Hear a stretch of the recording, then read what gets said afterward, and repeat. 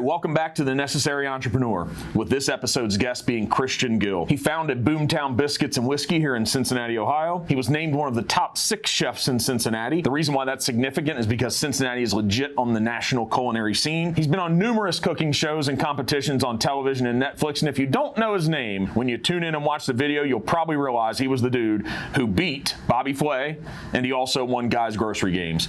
He's passionate too about spices, and he's recently a Spiceologist at Spiceology. We talked about some things I was excited about and really felt powerful to me about being the best you can be, that he started learning when he was 7 years old cooking with his grandma. Seeing how far you've come and look at what's still possible, that's significant. No matter how high you've risen, the limitless level of skies and moons and stars and all those analogies that are possible. The biggest failures eventually become inconveniences in hindsight. It's exciting because for the ultimate best quarterback in the NFL, he found himself cooking for our Cincinnati's Joe Burrow, which is exciting. And then he offered the best advice for people who want to get into the culinary arts, and that's pretty special because food is such a big part of our lives. And then one of the cool things towards the end, wait for it, the best dessert to compensate for a shitty meal. Christian was awesome. I hope you stay tuned in for the 2 hours. Give us a thumbs up, a subscribe, and a like, and we'll continue putting guests on like him. It's exciting. He's got some rebranding coming. So Christian's an awesome dude. I hope you guys loved it. Enjoy the episode.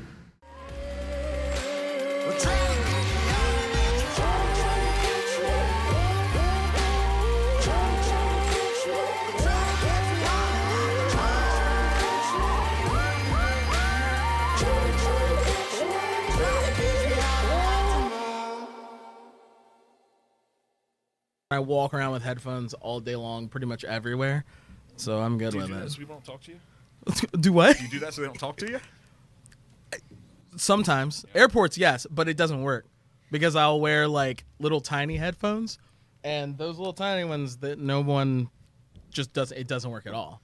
Like everyone is just like, "Hi, can I talk to you anyway? I see that you have maybe those are hearing aids. Can you hear me better?" And so yeah, it doesn't even work. Is it a tap on a shoulder? Is it like, hey? No, hey. It's someone normally just puts themselves in front of me because I normally am staring out windows at airports or I'm staring at my phone. And so as soon as I get up to walk, it's just, and they get right in front of me. No eye contact, right? Because once you make eye contact, it's over. I don't have to make eye contact. That's what I'm saying. Like if you did that, that would even make it worse maybe. It does typically because but that's normally in the grocery store where it gets worse if I make eye contact. Because if I make eye contact in the grocery store, then people automatically, like it's because I don't know how to have like an angry face. So like in the grocery store, like if you turn around and then turn back around, it literally is just me going, it's just that. Like I don't know how to be like, yeah, I was going to say, what is it inside? What's the angry face inside? It's still a smile because I worked at Disney for 4 years. So there's no true angry face. There's like that Dwight Schrute episode with malfeasance for malfeasance's sake where it's just this. That's probably my inside like angry face, but like I don't actually, it never comes out. It rarely comes out. It's only come out and it's been on TV a couple times. And obviously it came out like in my kitchens. Like, that makes us laugh though. Like that look is funny. It's like, oh shit, something just happened. Yeah, it's like I feel like you drained 10 weeks of my life away with whatever dumb shit you just did. Like that's what it feels like. So I try not to give anybody that face. So what's up with the Kona Ice hair? What's up with that? You know, you can pick your flavor. Like, what's up with that, man? It's just me. Like this has been me for ever. Like once I left Disney, which was like 2010, 2011. About 2011. Once I left Disney, I could grow my hair back out.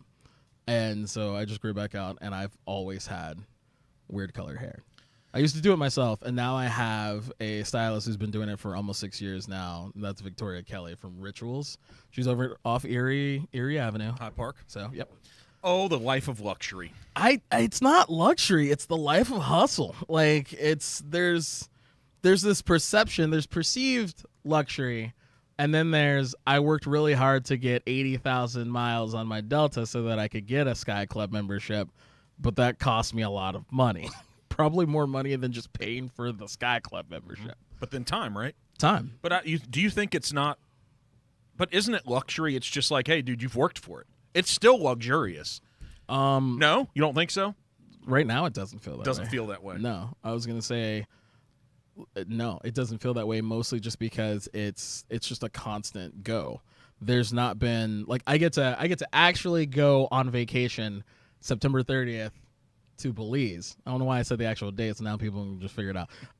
But I get Delta's to going to book out a whole nother flight to Belize now, dude. You're so screwed. everyone who wants a private dinner in Belize, come on. Like that. Literally, that'll probably be what happens. But I actually get to go on vacation, and I'll be there with my friends for a week, and I'm gonna turn my phone off and only turn it on. I'm going to make a couple pieces of content, like Bridget Rock from 96 Rock is going, because she's one of my closest friends, her and her husband. And we're going to make a couple pieces of content, take some pictures, and then the phones go off into the safe. And that's it. Like, I haven't had a second to breathe for over a year and a half now. So, and like the luxury is that, like being able to work, finally be able to work towards that.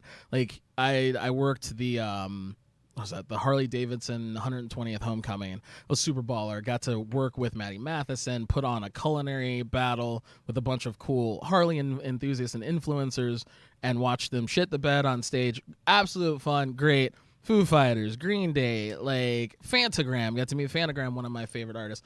And that was awesome, but it was all hustle. Like, it was all work.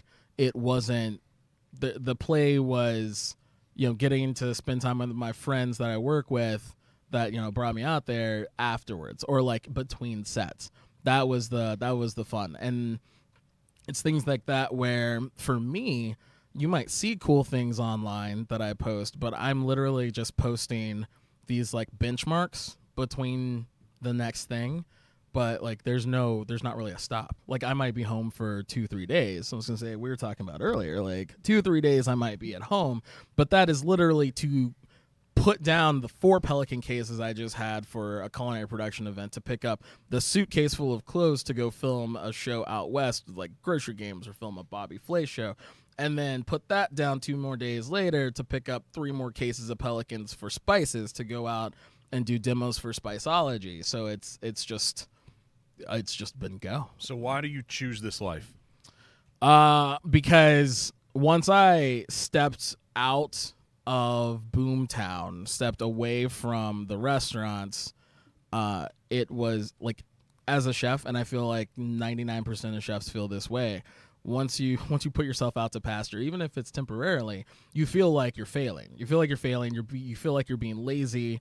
You feel like you're not consistent anymore. You feel like you've given up on the thing that you've worked the hardest for decades, and you just have to keep going, and you have to keep yourself busy, because all the voices in your head, mostly the ticket printer, don't stop. It doesn't matter if you're awake or you're asleep. So you have to occupy yourself and do more stuff. And for me, I've been doing TV for 6 years now, and effectively 7. And it's like, if I want to succeed and continue to be somewhat successful, mildly successful at it, there is no stop. And because everything keeps changing. Everything's fucking changing every 5 seconds. Like, all of a sudden there was TikTok. Like, originally, Guy, when he brought me in and became like the mentor for all the TV and culinary things, it was, you know, make sure that your restaurants are solid, make sure that you're an authority in what you're doing, make sure you understand the front, the back, the papers, the books. Like, you have to understand everything. I want you to make sure that you can make every drink on your menu. You know exactly how much every biscuit recipe weighs. You know exactly if the sauce is burned or not. Like, everything. To be an authority on TV and to be able to be someone that people trust on TV as a culinary, not influencer, just as a culinary entertainer, culinary content creator, culinary enthusiast or ambassador on TV. Like, those are the things you needed to have. And then it very quickly switched once TikTok and Instagram Reels happened. Once TikTok happened and people took it seriously, because nobody took it seriously for the first 6 months. Everybody's like, it's just a bunch of nudies and people like lip syncing songs. But once people took it seriously and realized that they could monetize it, it was game over for the traditional formula. And then from there, it's just grown into this monster of, you have like the streaming wars, which nobody wants to call them that, but you have Netflix. That's what it is, the streaming wars. Amazon Prime, yeah, Hulu, yeah, yep, Netflix. ECW versus WCW versus WWF. Mm-hmm. I'm not calling it WWE, it's WWF, because that's what it was. Monday Night Wars. Who was your guy? Oh, it was The Rock. It was The Rock. It was Stone Cold. It was the Icons, and then it was Sting from WCW. So you're a little younger than me then. just a week. Well, Ultimate Warrior and Hogan for me. Oh, man. loved Ultimate I'm Warrior. just saying. Hogan. I'm just saying. Young JV Undertaker always gonna be on that top. Like no, he's So The Rock. The Rock though. Is that why you're a chef now? Because you could smell what The Rock was cooking. I'm a chef because I was not pretty enough to be on stage, and I wasn't good enough to be an actor. That's why I call bullshit. There's a lot of rock stars who are not pretty and attractive. But back when I was in college, that's what you needed to be. If you were going to be an actor, anything in entertainment when it came to theater or film, you were of color, you needed to be ambiguously light-skinned, and you needed to be tall, thin, and sexy. And I was just this short, dumpy dump truck of a thick boy who is What about Denzel? Wakanda. He's not light-skinned. He's tall. Mhm. He's been around for years. I'm just asking. He fixed his teeth Yep. after Glory. Yes. Because he had the Morgan Freeman teeth Yes. beforehand. And then all of a sudden Yeah, he what got about these Morgan? Let's go there, too. solid, and he stood the test of time. What about And he's Tyler from a Perry? different- I mean, we're going to keep going here. Tyler Perry's tall, and Tyler Perry is his own dynamic unicorn. Okay. What about Chris Rock? I mean, you got some feet on him. Chris man. Rock, that's a comedian that made his way and persevered through a bunch of bullshit and found his way into film, and then like stepped away from it with his success. But he persevered through the stand-up tours. Yep. So like he was on the grind. Him, Chappelle, Rock. He most deaf when he had his little like situation. Yeah. And then, but like, you know, Paul Mooney, like all of them, like the comedian circuit of African Americans, Cedric and Steve, all of them, it literally Bernie, like they just persevered. They unfortunately for the longest time stayed in the black circuit. But once they ascended past that, like they saw more success and gradually more, because like Cedric the Entertainer is like filming a pilot, or like he's doing his own barbecue show with like A&E or some shit, and it's just wild. Like that's one of the things that I'm up against. You Is that didn't get invited? You a little upset to the about cookout? that? Yeah. No, I got invited to the You did? cookout. Yeah, Did you go? no, Well, that's why you don't get invited again. That's why you're not on the show. I had to go do other things. There was a different barbecue instead of cookout. How funny is Cedric, man? Oh, he's hilarious. If I could meet that man in person, that's one of, I would say, my icons that I would love to meet in person. Like I don't think that I necessarily emulate him on TV, in my like TV life, or I don't. It's not really a persona because it's just me times 1.5. But that's somebody that I definitely look up to. Him, Rock, Chappelle. Here's how I know you look good enough now. Because there's a guy named Les Brown, one of the ultimate motivational people in the world. He was talking one time about, he's like, hey, I'm not the most attractive guy. And I think it was like in the 80s or 90s in one of these moments where he was just full of just like fire and brimstone. And he's a religious guy, I think, too. But he said, boy, if you got money, they'll find something pretty on you. And he said, here's what he said. And he went, there was one time, it was probably a story, it didn't happen. He said, there was one time that I went home and I could tell the family wasn't too receptive on how I looked. Maybe I wasn't living up to their standards. And he said, I can imagine the conversation she was having with her family. She's like, no, but for real, he's got earlobes like Denzel. Like they're saying there's nothing attractive about him, but at least his earlobes look as good as an attractive guy. So, dude, I think you're doing better than just earlobes of Denzel. I mean, there was the longest time that I was just affiliated with CeeLo Green's, like being his love child or some shit like that. Dude, I was about to say something. Listen, there's something just cool about a shorter dude with a little bit of weight that's got some darker skin. There's just something about it, man. And Chris Rock broke it because he's like, I'm going to drop a couple pounds and I'm going to be the skinny version. Yeah, no, he did. He did. This is true. I don't know what it is though, because it's for a long time it was CeeLo Green, and now it's Chris Calico, and I don't know. I'm never gonna break those molds. What about CeeLo though, man? Where's he at? I mean, he was just here, did a free show down at Fountain Square during Jazz Fest. Did you go? Music. No, I was out of town. I had to work. We're starting to see a theme here. Something cool happening. Something cool happening in Cincinnati, and then I'm not here. And then all of a sudden, Mr. Gill here is like, well, guys, I'm kind of a little bigger than you. I kind of have some I kind of have some other shit going on. It's not a bigger. It's just a booked. Like I'm booked, but I'm only booked for hustles. Like I'm a part of Kroger Wellness, so I am hosting a 30-minute like miniature culinary battle on Friday at Kroger Wellness. But what people don't know is that I'm also the head of culinary production for Kroger Wellness. So every other person, Venus and Chad and all of them that are getting on stage, the Manning brothers, anything to do with food, It's me and my crew. Like it's so I'm running those culinary ops for Kroger Wellness, and then I get my little 30 seconds in the spotlight, and then I just go back to work. And that's honestly how a lot of my gigs work is I'm working the gig, and then I have 30 seconds of starshine, and then it's just back to hustle. So who would you, if you wouldn't cancel it for CeeLo and you wouldn't cancel it for Cedric, who's the one person in the world that you pick up the phone and you're like, hey, y'all, I ain't feeling well. I got to stay in Cincy, and you're not going to tell them why. Who is the person that you would cancel the production the day for? Who is it? If you got to meet him and hang out with him. The person. Because there's one. I guarantee there's one you're like, I'm sick. That I'd cancel for? Oh, man. See, like there's like a toss-up because there's a group I would cancel for, and then there definitely would be a person I would cancel for. Okay, come on.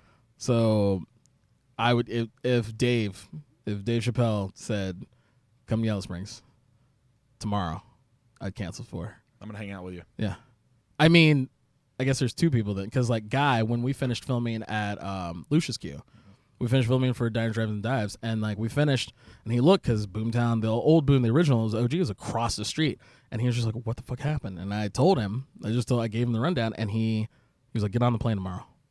He's like, "We're going back west, get on the plane." He was like, "I don't know." He was like, "I got shit to do when we get there, but get on the plane." And I was like, "Okay." Yeah. And no end date. Like, Clear I'm the just going to books. go and let's see what happens. Yeah. Who's the group? The group would be. It's not gonna date me. It's just gonna. The Jackson 5's not eligible now. No, they're like the Jackson 2.5. Like there's not 5 anymore unless what Latoya, who's like worst Janet, is that what Nick Kroll said? Is that the half? That's the half. Oh, Jesus, that's not so nice. No, the group would be. Dude, don't do it. So the group would be Coheed and Cambria. So that's the group I would cancel for. Both of those things seem accessible at the place you're at in your life. Yeah, I've cooked for a number of some cool bands, and I guess if I put a lot of energy into getting into like Yellow Springs isn't far away. No, if I put a lot of energy into it. But you don't want to? Do you just want to like be wanted? No.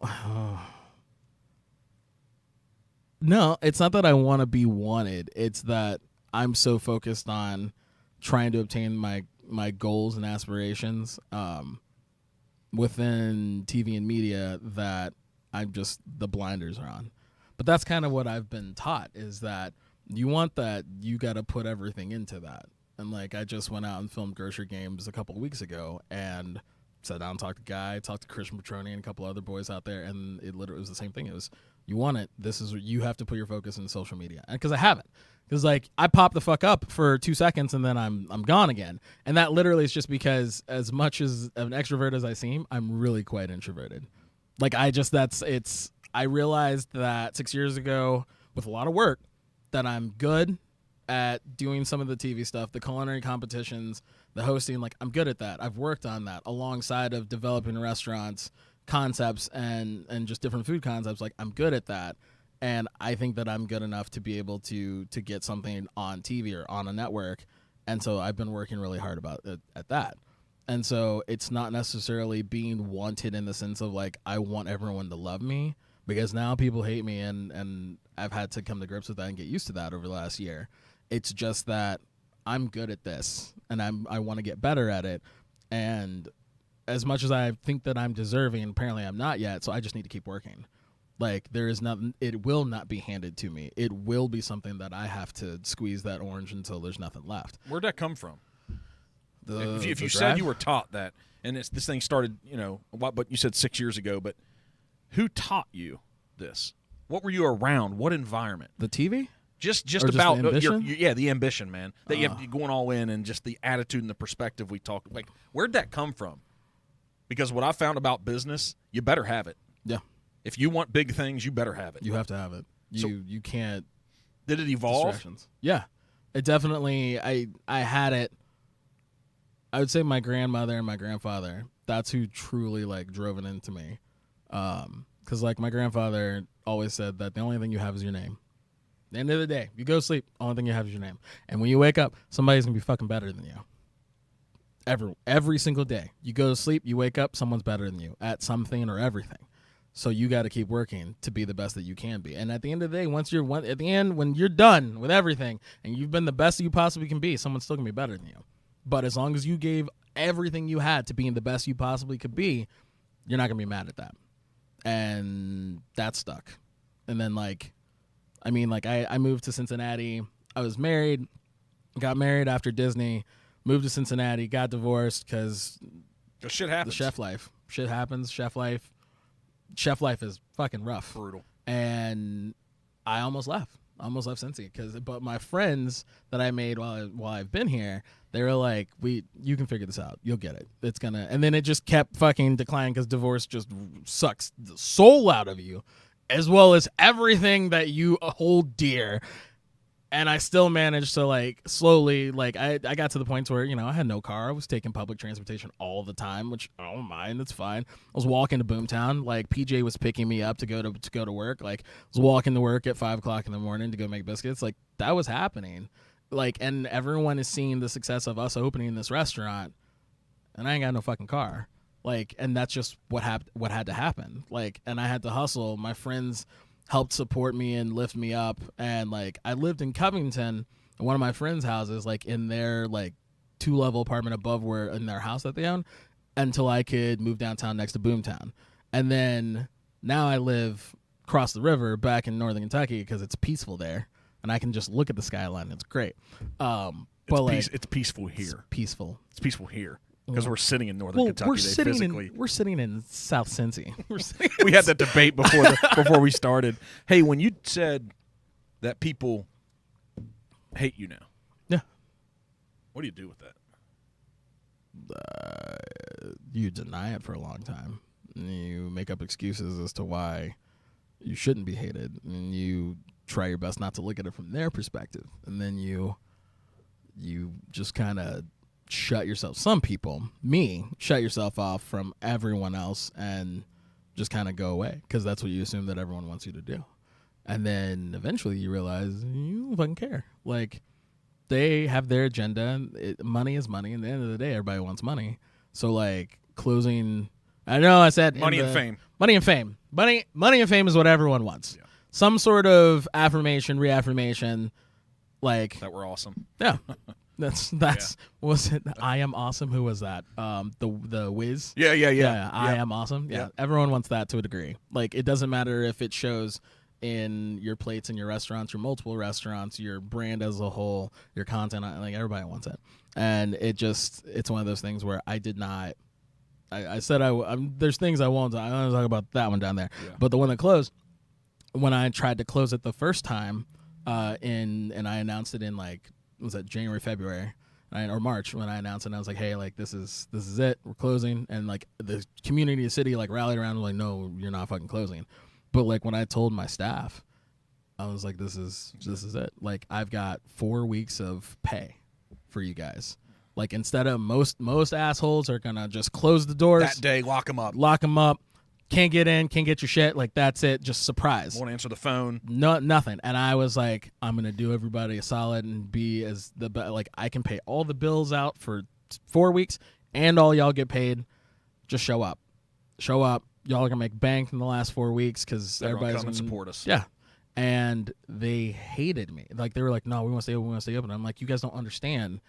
We don't have the business during the week to stay open. We just don't. Once COVID happened and then nobody came fucking back downtown. No one downtown has lunch business enough that's sustainable. Everyone is crushing it on the weekends, but no one's got enough business during the week to be sustainable. And that's what happened. And being in Pendleton's great, but it is a small micro community of entertainment and food and beverage.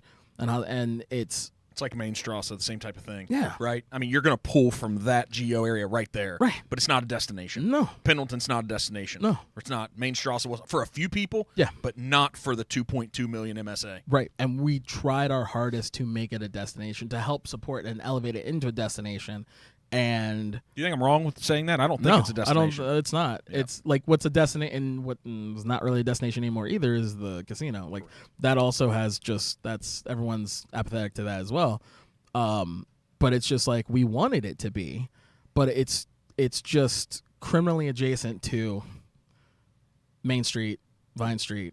But it's not that, and it's just far enough away that it's just not that, and we want it to be that. If we were on Vine Street, right next to JR or something, right? Crush it, like absolutely fucking crush it. We would have the business, we would be sustainable, but we weren't, and that was kind of the plan. Was once that 5 years was up, that lease was up, I was just gonna move us over into a dreaded 3EC space. Yep. A plus. Yeah. Traffic, everything. Exactly. Yeah. But we couldn't make it. Like, there was I did not financially see how we were going to make it with the numbers we had. And like, I tried to, as much as I could, explain that to my staff, as much as I could. And nope. But that's also not their job to see that long ahead. That, like, the long game wasn't their job. Their job is, I wish we could help them, though, because they build better lives. Correct. If you can focus on the long game. Right. And not just what's right in front of us and paycheck to paychecks like so many of us are raised. Right. If you grew up, I grew up poor. Yeah, me too. Right? And so I look back on that. But I think here's what I'm hearing, man, is that I got a couple takes on this, is that there was a moment in my life when I opened a real estate company and I had all these great ideas. It all starts with a great idea, doesn't it? It's going to conquer the world. It's better than all of them. And I opened it in 2007, 3 months before the housing crisis. Similar to what happened with you guys in COVID. Yeah. And I got to this place where I'm like, I got 3 weeks worth of money. Yeah. Yep. And no one's going to believe in you as much as you believed in yourself. Yep. And it's going to get so hard. A restaurant like what you were building, what I'm assuming, I had a real estate company with like me and 2 agents. Yeah. I can figure that the F out. Yeah. You probably had like 20 or 30 staff. I don't know what it was. I mean, at that point in time, I had 60 plus between the two. Yeah. It's just if you don't see a way out of it, man, that's just not going to just work. No.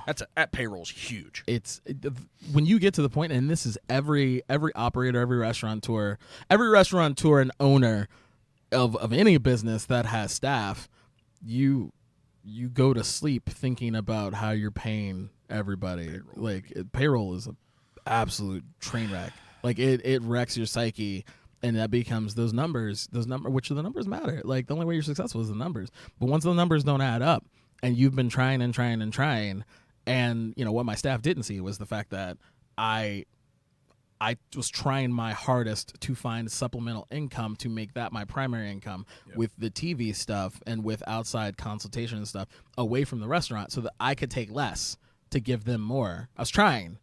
I was doing my damnedest, and like, they were supporting me through it by keeping the restaurant consistent, keeping it open, making sure that they did everything. Like, my vision was seen through. They're trying, but we just couldn't get there. At what point are you going to forgive yourself for this? Because you haven't yet. I won't.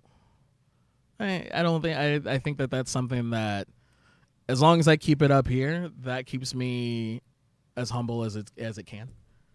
That's one of the things that, like, with having people hate you, is that's like, for me, that's super humbling and reminds me to stay humble, because it's like, even though you can't control people for hating you, like, and you can't control the narrative based on their perspective, you can control how you feel, and you can control your attitude and where you're going to as much as you can. And so it's like, for me, it's just, all right, they hate me. They don't necessarily understand it, but I no longer am in a position to where it's worth me trying to explain it to them. Everybody's moved on in that sense. So how many people? So I think you are probably, because you probably feel like you didn't live up to the thing you committed to, and all these people bought into you and bought into the idea. And what they don't understand is, like, that meant a ton to you, and it still does. Yeah. Right? And so I think when you use the term about they hate me, I don't think there's that many people that hate you. I don't. Because if you really because I think what happens is that there's 2 separate groups of hate, of when people hate you. It's the ones that hate themselves. Telling you, man. Because they haven't achieved what they are. They shouldn't be comparing themselves to you, and you keep going and things fail and you pick yourself up and you move forward. They haven't developed the skill and the attributes and the persistence. They haven't developed that yet. And they hate that about themselves, that they haven't even been willing to, like, let's go do this thing. Let's strike out on it. I think that's the majority of the people, man. Just go to anywhere on social media. Superstars. Yeah. Look at the comments. Yeah. There's haters. Oh, always. Right? Yeah. And so I bet there's very few people that you've actually done something to that they really deserve and have the right to hate you. Very few, man. Very few. Even if you don't slight someone. I have. There's you got a few people behind me. There's not a ton, but there's some. And if I go back and I look at it, I'm like, listen, like move the F on, grow and learn. Yeah. Life is an evolution. If you're going to do great things, you're going to have a lot of failure in your path, man. There's going to be a lot. There's a lot. A lot. That's Yeah. how we grow and learn, Yeah, man. that's the only way. Right, that's it. And unfortunately, if some people if they come into contact with something I'm building and that thing doesn't work, Yeah. It's probably not fair. Yeah. Yeah, I wish I would have delivered on it. Yeah, 100%. I wish that I could let you keep that job forever. Right. I wish I could. Yeah. Well, so guess what? I'm the guy in charge. Yeah. Didn't work out. Didn't happen. I apologize. I've tried to do my best by you. I got to move on and try to be better. Yeah. What you need to do, too, is you need to move on, and you need to try to be better. Right? So you got to look inwardly, like what I can say, and you don't have to say. It's like, hey, guys, I'm going to stay humble, and I'm going to own 100% of this. But we all had a part in it. Yep. Every person. And you can't see. You're not allowed to say it. No. So I'm going to say it for you. Everyone had a part in it, because if every one of those 60 people in any entity, a company that I'm responsible for running, a restaurant, it could be, I don't care if you own a car dealership, you could own a retail. If every employee is all in the way they want you to be, Yeah. it'll win. 100%. So I don't know, man. But they only want you to be all in so know. that they can get paid. I know, and that is our job. That's a responsibility we did take on. Right. But I don't think they have the right to hate you. I bet there's not too many that. There's not. They hate themselves, dude. And I'll say, I don't care. There's these things now throughout life that I've learned. I look at myself as no better than any other human. Right. But I've also learned some stuff about us crazy-ass humans. We talked about the hypocrisy thing, and we talked about us, dude. And so anybody who looks at you and has this hate, they got some stuff going on inside of themselves that's just not working for them. That's it. Finn. Right. That makes sense. Yeah. These are things I've personally learned. This is even a theory. I've seen it. This is just fact. So here's the reinforcement of the fact. Who in your world that's achieved equal to what you're doing or more hates you? No one. There you go. I already knew that was the answer. No. That's how I know it's a people problem, man. It's not you. Yeah, no one. No one. It never is. Like, Ever. It Yeah. never. They're not threatened, man. no. There you No, go. not even a little bit. That's it.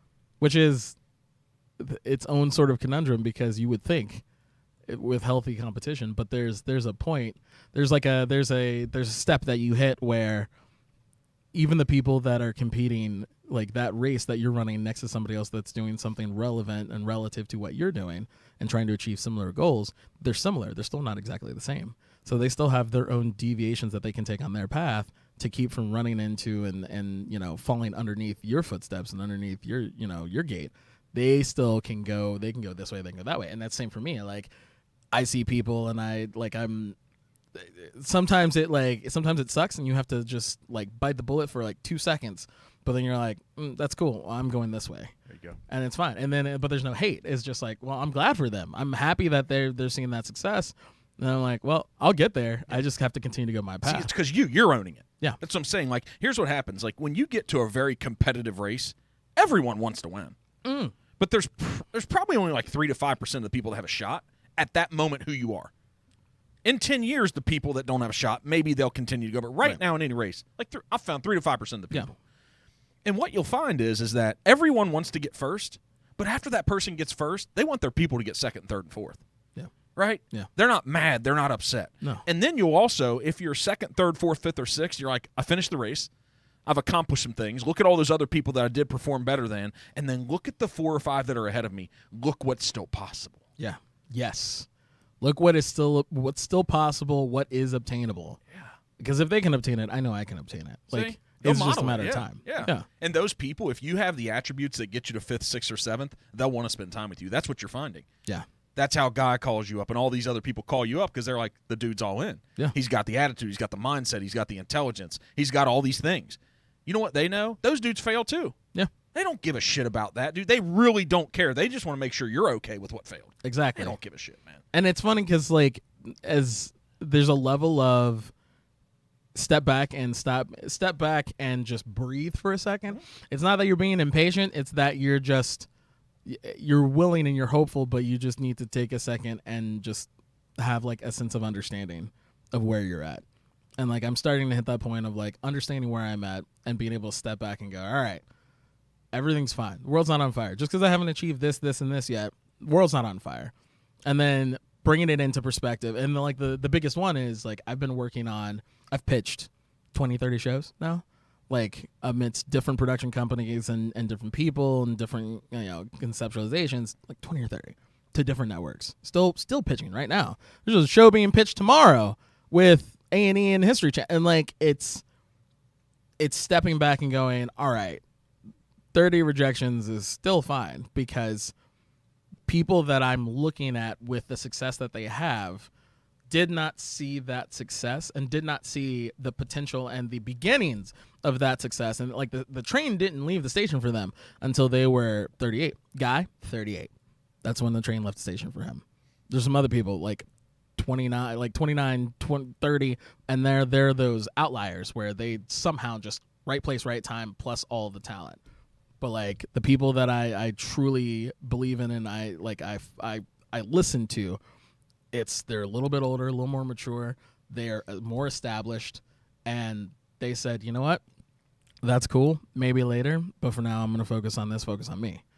And so trying my hardest to like reevaluate, reassess, and do that. That's why it's fun for me to do 1,000 things at one time and have these little blips of success, being able to be on stage with Chrissy Teigen like last year, and then this year with Amanda Freytag and others and Maddie, like all these people that I'm starting to connect with and starting to be able to like associate with, help elevate and continue to put things on for them, but then have a moment with them, get to talk to them, get to like get some sort of understanding as to what it is they do and how they've gotten to where they are.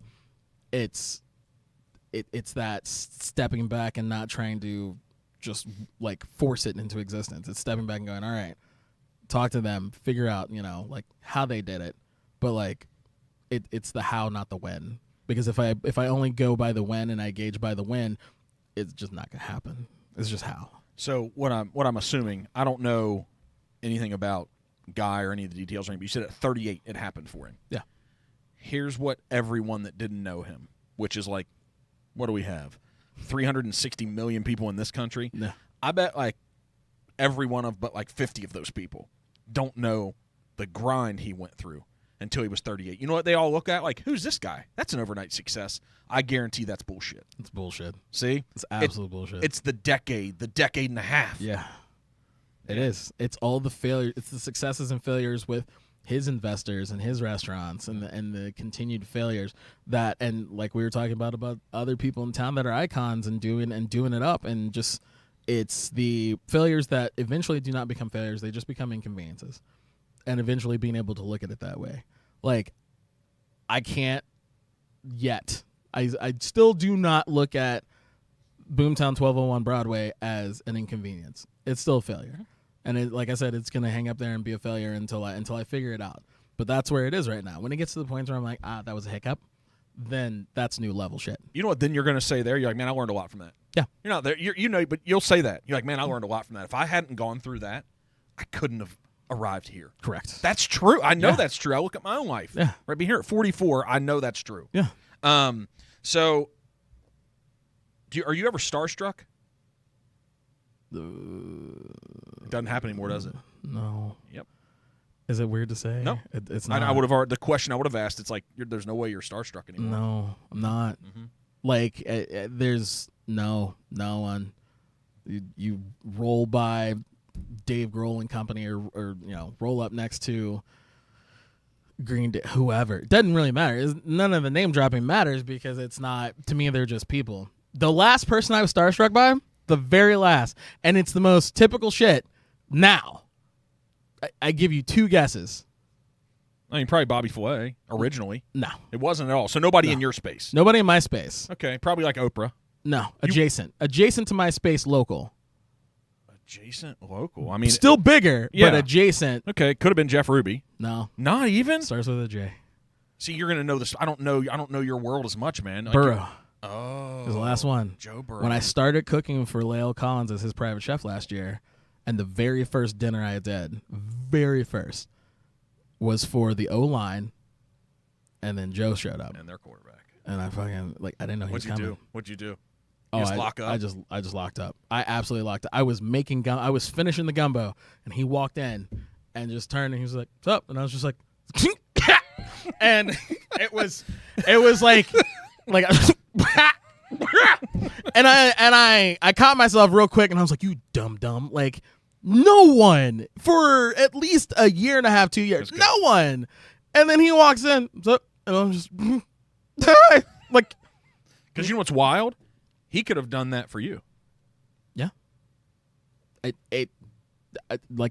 was speechless. And so he's like Stuart Scott. Is he truly as cool as the other side of the pillow? Yeah, 1,000%. He's as cool as the other side of the pillow. Yeah. He's as smooth as an Adidas Yeezy slide-in slipper. Like, he's great. So you're saying you've had those on then? The Yeezy slippers? Yeah. Yeah, I tried them on like 2 years ago before somebody went crazy. Or all the way crazy. Before someone decided anti-Semitism was his thing for 2 seconds because he wasn't taking his meds. Because I still believe he had proper help. Mental health is a thing. What can you get those for now? Like 50 cents at TJ Maxx? Yeah, something like that. They got warehouses. They're like $19. They're full. Adidas actually they started a sale on all Yeezy footwear. They started a sale on it like 2 weeks ago. And like the proceeds go to a portion of the proceeds, or I think all the profits actually go to like a like some sort of Jewish nonprofit and anti-Semitism, like Stop to Anti-Semitism nonprofit. And so that's wild that like they were able to. It took them a minute, and I think they just on the low they were like, we can't reactionarily do this. We have to wait. We can't just do it, or else people just think that we're posturing. But like they finally did it. But back to the Joe. So he walked in. I'm making gumbo, and it was annoying because the night before, LC called me and he was like, "Hey, can you do like I need these boudin balls?" I was like, I done put all this food together. I'm prepping all this stuff. It is like 11:30 at night, and I gotta be at your house early as well. Did you give him one of those? A little bit. I was like, yeah, and I went, yeah, I did. And then I sent him pictures. I was like, is this what you want? Like before I actually executed all of them. It's like, this is what you want? He was like, yeah. And then I like had to do like a sauce, like 3 extra things, and I was like, it's fine. Like, charge them, tax them, everything's fine. The money's gonna spend. It's fine. It's a little bit extra work. It's not that much. And I he walks in, and I'm like finishing the gumbo, doing all this stuff. Finally get to the point to where they eat. They come out, I announce what everything is, and they're all just, and like literally, I'm standing in front of all these 6'5", 300 pounds. Yeah, the mountains. Every one of them is a mountain from Game of Thrones. And they got CeeLo in front of them. Yeah, basically. They got Wish.com CeeLo just standing there like, got the gumbo in. And I'm like standing there and I'm just like, all right, this is this. Elsie ordered all of this stuff, like, congratulations. And Joe, I'm looking, he is not, I'm like, where the fuck is he? Where did he go? Like, I turn around and he is inching his way closer to the gumbo pot. Like just inching, like a teenager that's hungry and just wants to know what you're making, and just inching and inching and inching. And I was done. And I was just like, is this like your favorite? Like went over to have conversations, like, this is your favorite thing, whatever. And he was like, I ate a lot of it. Like, yeah, this is it. Yeah. I was like, okay, that makes sense. And then Elsie came over and he was like, hey Joe, I got them for you. And it's the boudin balls. And Joe was like a kid in candy shop. He was so happy, and he was like, oh, we're like ate it, like. Loved them. Like it was great. And I was just like, oh man, if I had said no to that. Did you feel a little bit like an asshole in that moment, just quietly to yourself? Yeah, 100%. Because I was like, make these motherfucking boudin balls like 11 o'clock at night. I gotta go back to the store. And then I was like, if you had said no, you would not have this core memory with Joe Burrow that leads to all these other things. If you had said no. And well, that's a tough conversation, though, because you're at a place in your career and life now where you can't say yes to everything. No, I'm not there yet. But it appears that way. But you can't. You didn't show up to Cedric. I mean, let's be real, man. You said no. All right, circumstantial. You said no. So my point is, though, is that you just can't say yes to everything. So how do you figure out? You're probably the first person to like make that known to even myself. I was not aware of that. That I'm at that point to where I can't say yes to everything. So how do you figure out in life what to say yes to? Because my therapist is like, you dumb. You need to actually look at what the monetary breakdown is and value your time, have some self-worth, and figure out what is going to be the most beneficial to you and to your future. And that is how you say yes and no. Money matters, y'all. Unfortunately and fortunately, yeah, it does. Yep. You want to get to where you want to get to, it does matter. Like you can't. And like I've been like working with like Kayla Robinson because she's also she's putting the hustle in, and she's somebody you should have on here. Like she was with my boy Chris Breeden. I went to high school with him. Yeah. Yeah, She literally, I think she's still doing some stuff now. Like you got to get to a point to where we just had the conversation. You can't say yes to everything. You can't say yes to everything because that's free. doesn't your heart and the person that you are? Because see, this is what people don't know about someone that gets to a place. Like, people are starstruck around you. They are. And so what they don't understand is, like, man, like, when you get up every day, you're just you. You're just a normal human. Yeah. You're just going through life. Yeah. And it'd actually be better if everybody didn't look at you and be starstruck all the time. Like, hey, I just want to be normal and real. I just want to kind of get through life. This thing's fun. I'm going to make some money. I'm going to be successful. But, like, I just want to say hi. Yeah. I don't want to have to stop for did you make Joe take a selfie? Please tell me no. No. Thank God. Did not make him take a selfie. I took one picture. Did you sneak a picture? You're so dirty. I took a picture of him, but then I told him, I was like, I'm not going to post this. And he was just like, he laughed at me. He was just like, all right, whatever. Like, it was because everyone says it. Because everyone says it. But I didn't go, hey, let me get in on it. Like, I didn't do that. Did you post it? No, I didn't. Okay, good. Nope. Okay. Mm-mm. All right. I literally like, other than friends, nah. No one has seen it. And it was just him at the gumbo pot. It's a core memory for me that is an insignificant picture that has no real value and it's not a forward-facing picture that would be worth posting, but it's a core memory for me of the first time that I made something that was valuable and triggered core memories for Joey B. And that was humbling. Like, it wasn't like a full-on, like, and I talked to him, had conversations and stuff, and like we talked about like one of my boys that is his private chef. Like, we talked about all those things. But like that was a core memory of like, all right, this is next level. Like, the people that are starting to eat your food, this is next level. But yeah, it's not no, I didn't do the let me get it. I never do that. The one I posted with Maddie Matheson, he was like, yeah, let's take pictures. I was like, let's go. Okay, yeah. Let's go. Sure. You good with this? Yeah, no, let's do it. And like his agent was just like, no, yeah, 100%. But I didn't ask. I was just like, this is what you want? Like, okay. Let's go. And like that's new. That's new level shit. Next level shit, right? Because I look at everybody like don't get starstruck because they get up and put both their shoes on. Breathe the same air. And they breathe the same air and they smoke the same weed or better weed. I bet they smoke better. I bet Joe Rogan probably has the best. Joe, I think Snoop probably has it. I think Snoop or Willie. But he probably gets it from him. He's got access from Dave. Him and Dave are boys, it seems like, right? Yeah. You know they got the best stuff. Yeah. You know they do. And they're like, we ain't sharing this. Because every time we tell somebody about a restaurant, then you can't get in it. Correct. Every time we tell, so they're keeping that. They're probably like, hey, this is the one secret. That's the pot of weed is like the pot of gold, the Lucky Charms. That's the one secret, and man. it's the Lucky Charms OG. That's the weed strain that they have. Nobody's gonna know about that pot of gold but them. That's how we're getting through life. How many weed farms do you think Snoop has to own to just supply his need? That's probably one really big one outside of like Colorado, like outside of Denver. Like the biggest one ever, just for his own personal stash. Probably. Yeah. I mean, that's 4 or 5 blunts in rotation consistently, but always after work, not on clock. That's really? one thing I like. I didn't know that. Yeah. Wow. I could not keep up. Like, if you had 3 customers and you had a weed farm, and Snoop was one, and Willie Nelson was one, and then who's the other rapper that's Wiz. got? Yep. Yeah. If you just had those 3, you could retire. Yeah. You only need one to retire. But I'm saying, like, but if you had all 3, retire like Fiji, man. You could like retire like movers and shakers era of America retire. Like, take your friends with you. 100%. Okay. You have 3 houses in the Hamptons, not just the pool, the pool boy mansion. You been to the Hamptons? I never have. No, but I'm going next year. Congratulations. But I'm not going. I'm going to hustle. 6 weeks private chef in the Hamptons. Man, the connection. See, this is the stuff that people don't understand. You are still hustling. Yes. You're still making the moves and still going all in and putting in all hours. It's next level. So that 7-year-old Christian. Yeah. Your grandparents made a big impact on you. Yeah. You're at home doing that home-cooked food at 7 years old. That's kind of when something happened to you. Yeah.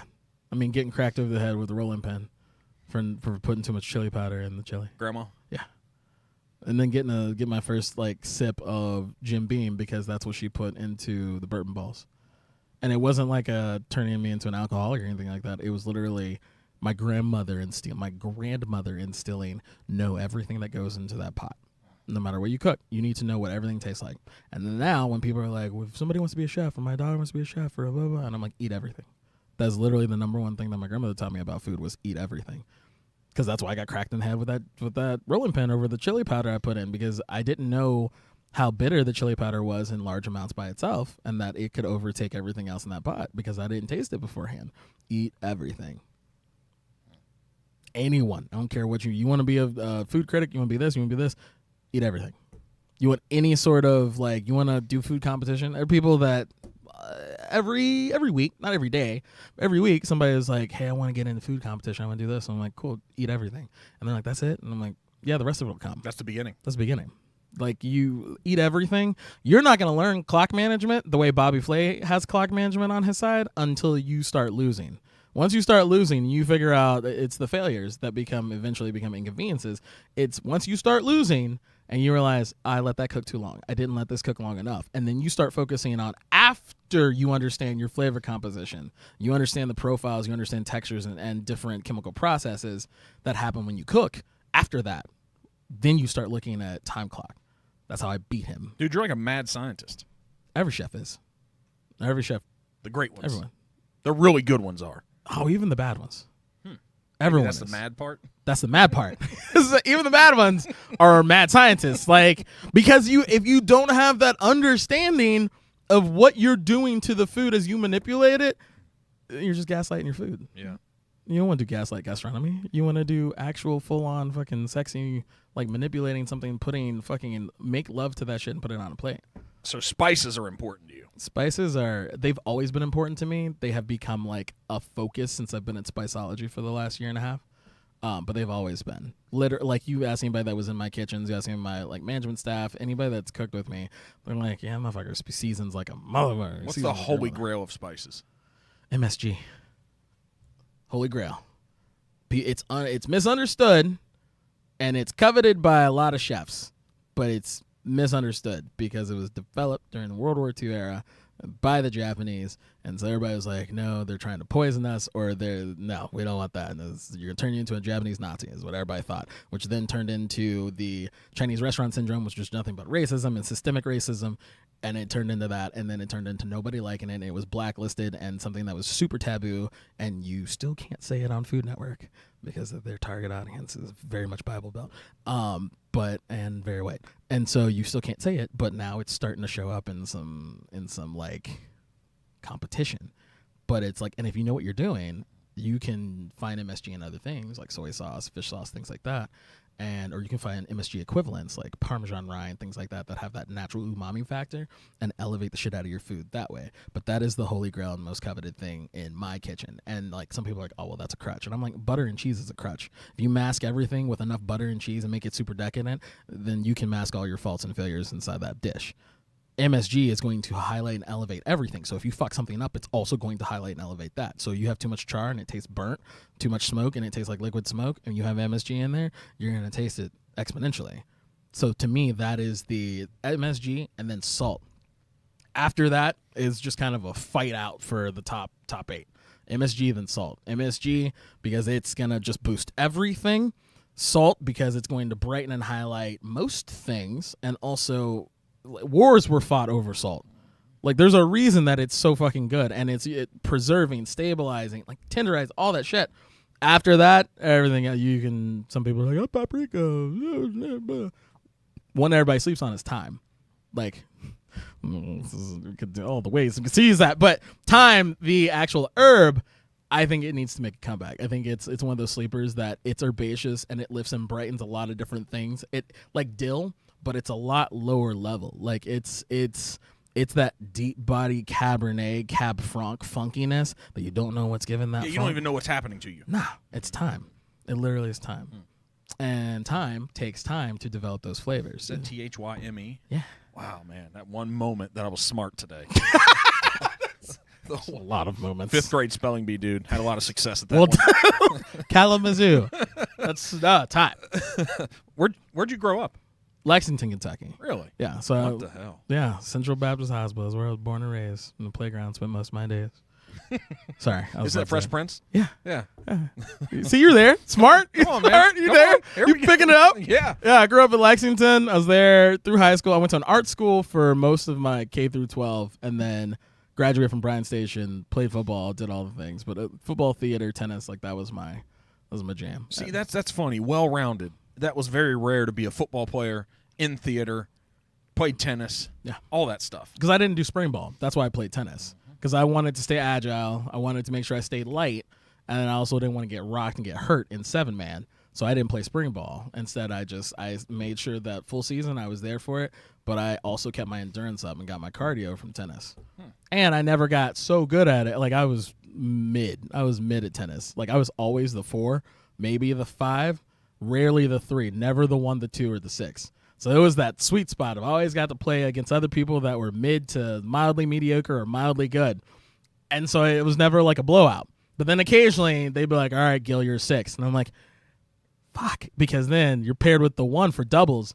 And then you just get hit in the face every serve from that 1 across the fucking net. Oh, it's coming at you 110 or something, right? It's like, this isn't supposed to happen. I'll take an 85. No, can I have, please, an 85? Because all you're getting out of me is a 40. So, like, because I'm short. So, like, because as at the height, it doesn't matter. That foot's got to be on the line. So, if I jump, we're fucked. So, like, it literally was just me basically, like, badminton serving that shit lob. And then I had hoped that the 1 on the front of the net could just counter that shit real hard because I'm like, all right, I'm about to limp dick this shit. Boop. And then we'd still have a nice volley. Is pickleball working better for you? I haven't had a chance to play. What's wrong with you? Don't stop. What? Can't stop. Won't stop. One evening? You know what we need? We need a pickleball tournament between Kevin Hart, CeeLo, Gill, and who else? Can't get over 5'5", but you're like 5'7". 5'8". So you can't get over 5. So I mean, they said Bobby Flay. Somebody asked you on a podcast. He's like 4'7". It's like, come on, man, this is crazy. So you can't get over 5'8". So who's the 4th one? So we got Kevin Hart, CeeLo, you, and who else? I feel like that's Dave's not coming. He's taller than that. no, he's taller than that. And he's cooler than all 3 of you. Also that. Okay, yeah. He's not coming. I guess then I would. Who do I take? Who are we going with here? What about? No, I'm not going to say that. Say bad. it. No. Say it. What about the dude? I'm older than you. From the guy who was real short, who was like Asian from the James Bond movies. What about that dude? I don't know if he's still What's around, his but that'd name? be. I don't know. I know who you're talking Yeah, about. he was cool. That was like my dope. favorite. Yeah. So maybe you 4. If he's, I don't know, he's probably not around anymore. I'm not really older than you. You're not older than me. You're just seasoned. You're more seasoned. Oh, so, yeah. We're close in age. You're 44. Yeah. How do you think I am? I think you're in your 30s. Is what I thought. I mean, yeah, I'm 35. Okay. Yeah, I was gonna say mid 30s. Yeah. Yeah. But I look like I'm a 55-year-old black man because we don't age. Good black don't crack, baby. Yeah. So, but normally Once I get 56, though, I'll turn into an old crusty black man like Black Snake Moan. Then you're gonna look 35 though. No, your skin doesn't do the same bullshit that mine will do. It will if I stay in the industry. It will because all the hair. Is that shit gray? Let's be real. Is that why you're coloring It's it? salt and pepper. Okay. But I don't really give a shit about that. Okay. Yeah, no, it's salt and pepper. All right. So pickleball. We got to get in for the one night you're available. We got to get you a pickleball. Who's game. the 4th? I don't know, man. But I just want to laugh. That's all. That's all you want. I want to laugh. You just want to laugh. Yeah. I mean, all right, fine. So then the 4th would. See, I was trying to pick somebody like. It'll come back to us. It's fine. It'll come back to us. Hey, if you had an unlimited budget, yeah, but the restaurant needed to be profitable. So yeah, if you go spend $20 million building the restaurant, but it's got to be profitable. What makes the perfect restaurant in your mind? So unlimited budget, but it has to be profitable after the spend. What makes the perfect? I mean, it's the holy trifecta of an immersive theme, baller menu, and baller service. But all 3 of them have to be so in sync that no one ever questions you. And everyone keeps coming back. And that's what Jeff Ruby's is. Just automatically. That's what Jeff Ruby's is. That's also Mitas. Mitas is the same way. What is it? Mitas. Okay. Jose's. MIT. Yeah. Yeah. Yep. Salazar. Yeah. Yep. It literally is that the theme and the branding is a consistent through line through everything, no matter what you have to spend on it. The menu is consistent, adventurous, and like just adventurous enough. Like the threshold is there of like almost too much, but like it just sits there. It rests so that anyone is willing to explore and go to the top. Anyone's willing to go to the top because they know everything else is safe. It's still really fucking good, but everything else is safe for them within their scope of what they love and what they don't. And then service. Make you feel like a king and queen. Make you feel like royalty. You are sitting on the Iron Throne no matter what seat you sit in that restaurant. Any of his restaurants. Doesn't matter. Any of his concepts. Does not matter. So for me, it's a Creole menu, like Creole leaning, some steak service, some tableside action, but Creole leaning, Creole focused, super deep, rich, historically appropriate voodoo New Orleans style, like old world New Orleans, like haunted shit, and voodoo leaning, and then the service is Jeff Ruby's equivalent. Why doesn't everyone do that level of service? Because they don't have that. They don't have that money. It's a lot of money. It's a lot of staff. You have no one wants for anything in that restaurant. They like, fix everything, dude. Everything. There is someone is watching you eat, breathe, drink, everything. Get up from the table, go do a line of Coke, whatever the fuck it is you're doing. Someone's watching you do every last one of those things, waiting for something to go wrong for them on their side of things so they can fix it. Everyone, every single person in that restaurant. See, that's the unlock of business and life. See, everybody runs from the mistakes, and when the shit's hitting the fan, they run from it. That's when you can be special. Right. When it's hitting the fan and you come and save the day and deliver, and you make them feel like, wow, that was an awesome comeback, like huge save. That's the win. Yeah. And so many people get scared and intimidated and quit and back away. It's like, no, that's the moment. Yeah. When you come in and drop the $300 steak or something gets spilled on someone, at that moment, that's when the memorable experience happens. Correct. That's it. And like looking at how OG Boomtown from the first 6 months to where it ended, or like where it really developed and thrived, completely different concepts. Because at the beginning we were scared. We were scared of the mistakes and scared of the failure and scared of people that would hate us and people that didn't like the food and scared of people that we were scared.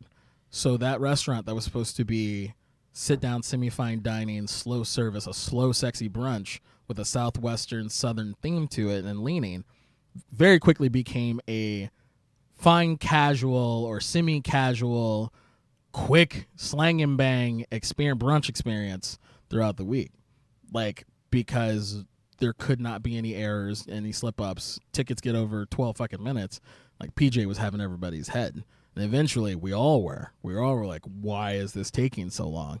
And that's what it became. It was successful, but it's not what we thought it was going to be at the beginning. Jeff knew exactly what he wanted. Yeah. And he knew what the people of Cincinnati would take. But I bet he can talk about the failures. 100%. He knows why this evolved. Yeah. Because he was a chef somewhere, I believe, right? Or he ran a restaurant. Yeah. I don't know the whole history, but he ran a restaurant. Yeah. He's got that like mystique of like, Gandalf legendary status. Like, yeah, no, he knows what all the failures are, but like I said, everybody in that restaurant is waiting for something to fucking go wrong. And in the process of them waiting to see something go wrong for you in your experience, they're not overcompensating, they're just meeting that. They're meeting that expectation of something going wrong with everything going right. They just drown you, they smother you, drown you in service and in effective and polished service, and drown you in attention, not to cover any mistakes, but just to make sure that there are none. This guy last night, so we had a private room, and I had 5 people from the company come. And Saul, who's my right-hand guy, been with me for 12 or 13 years running the company. We got there first. And I looked at him when I said, man, so he was, they have a server. Yeah. And then there's an assistant. Yeah. And then usually somebody else you see too, whether it's another assistant, whatever that looks like. But it was the 2 of them. And he walked out after the first time, and I went, Saul, that guy could sit down in a C-suite. Yeah. Our server at Ruby's has it all put together. He could be sitting in a C-suite position. Yeah. All of them. All of them. Yeah. And if not, you're probably not going to last. Nope. Man, all of them. That level of excellence that is demanded, that's special to me. It's grueling. Everyone buys in all the way. but they also see the return Yeah. every night. That guy's making six figures. Yeah. That guy's probably making 125 to 150, I'm assuming. Your servers are cleaning up at Ruby's. Yep. All locations. You think that's right? When I'm like 125 to 150, is that probably right? Yeah. Yeah. I know some of them that are clearing. I know some of them that have been there a long ass time that are definitely clearing 6. If you're fresh, you're clearing 70, 80. And then, but you very easily, as long as you put your head down and you know what you're doing. But that commitment goes like, I mean, they don't sleep. Yeah. It's their life. Yeah. That's what I shared. It's their life. Yeah. So what, you have a passion about you. It's kind of who you are. There's something that, see, a lot of people think I'm trying to find my passion. I think that's wrong. If you wait to find your passion, you actually have to make some decisions. Yeah. Right? Because it's not all going to work out. No. Right? A lot of the things you're passionate about aren't going to work out. For most of us in life, there's not just one passion. Maybe food. No. Maybe culinary. Maybe that's your passion. But that looks like 50 and 60 different things. Correct. Right? Yeah. And so it's not just opening a restaurant. It's not just being a private chef for friends and people you know. It's not just going on TV. It's not just like, so I bet, what award did they give you in high school? Which one? I don't know. They gave you one. What was the one? What's one or two they gave you? I got runner up for most popular. I did get I don't know what the fucking call it. It was like most school spirit or something? No, it was like most poetic, but that's not the right word for it. It was like most accomplished, like poet, literature person. I don't remember what the word was called, but basically in language arts, like wordsmith wise, that was me. Were you liked by a lot? No. Not in high school? Not until senior year. Not until I stopped giving a shit about who liked me and who didn't like me. Junior year of high school is when I transferred to Bryan Station from the art school, and I tried real hard to be friends with everybody, and I wanted to be popular and all that shit. And then I got to senior year, and I was just like, I don't care. And then people started to like me, and then I was runner up, lost prom king by 2 votes, and I was just like, oh, that's cool. I didn't even give a shit. I was like, ah, but nobody really liked me until senior year, and then all of a sudden girls were like, ha ha ha, and I was just like, what? What do you want? Nah, I'm over here. Did you realize when it was happening? Did you know? Because when I was young, I didn't know either. It's just this is just an evolution. Yeah. Right? It was just an evolution. You didn't know. You couldn't sit here and have this conversation. No. Not even a little bit. My self-awareness was... It was, and there might have been a couple of glimmers when I realized that I was that Freaks and Geeks kid that was post up at the lockers with the rest of the varsity squad, or post up at the lockers with the other cool kids, or posted up with the theater kids, which nobody really liked us. But then senior year, people were like, oh my God, what play are we doing? Blah, blah, blah. And I was just like, well, get away. It wasn't until senior year and that. But also there was the other socioeconomic status shit of who had the newest Timberlands, who had the newest Jordans, all of that. And I didn't have any of that because I was broke, because my mom's a single mom. And so I didn't have any of those things. But going into senior year, I no longer cared. And then it didn't matter for anybody. Isn't that the moment of the unlock for the rest of life? Yes. Whenever that happens. Yes. That's it. That's it. There has to be a moment when you don't care. You're just doing your thing. And it's not that you ignore everybody else, but it's that moment of great, they're doing them. I can't do that. I understand who I am. And I think I still have some learning to do about who I am, but I understand what my limitations are, and I continue to try to just break those, because that's the only way you're going to be successful. You figure out what your limits are, and then you just habitually break. You just continue to try to exceed and succeed past your limits, because then you're limited. It's not necessarily limitless or boundless, but you just know that you can obtain more. At some point in time, there's going to be a ceiling, but then also it might not be. There might not be. Why do chefs have the reputation of being angry? No, because we have to be. Or we're not even because we have to be. It used to be because we thought we had to be. But we have we can't go out to the front of house and take a spatula and smack somebody. You know that scene in Bernie Mac where everybody keeps coming at him and he just keeps slapping the shit out of everybody? We all want to do that to every nonsensical guest. We all visualize it at some point in time, and we go, do it, and then we just don't. And so then all of that just continually, what do you want? Get out of my, you have 3 seconds. What do you want? Like, just constantly. And for me, there were, like, I had that, but I tried to tame that down by being as forcibly happy as possible, or positive. It wasn't always cheery, but positive. So then those moments where I absolutely broke and just let somebody know, like, I'm unhappy, then it meant something. Because if you're just perpetually angry all the time as a chef, nobody, like, everyone takes you seriously, but, like, no one really trusts you. And they only listen to you to a point, and then when you're not around, they don't listen anymore. But if you do your best to support all your staff, you got to find that line, because I didn't find that line. Because I tiptoed over that line of, like, professionalism and, like, that it's work, it's business, and not friendship and family, all that shit. Like, I blindly moved past that. But, like, once you find that balance, I had it for a while. That balance of, you know, this is business, but, like, and, like, we can cut up and stuff, but you fuck some shit up, like, no, that's your ass. Once you find that and you can just stay positive, then when you absolutely have no choice but to be angry, even if it's for 30 seconds, they will listen. Just anybody will listen. So I do my best to just not. But we all are angry because we can't say the things we want to say and do the things that we want to do when people come into our restaurant, that we're doing our best to just serve. Because that's, at the end of the day, we're all just serving. Even we own it. We're serving the public. We're serving people. People got to eat, and they want to come and eat with us. Some people want to come and just fuck with us and say our shit's bad just to try to get a rise of us so they can get free shit. And we can't. And we know that.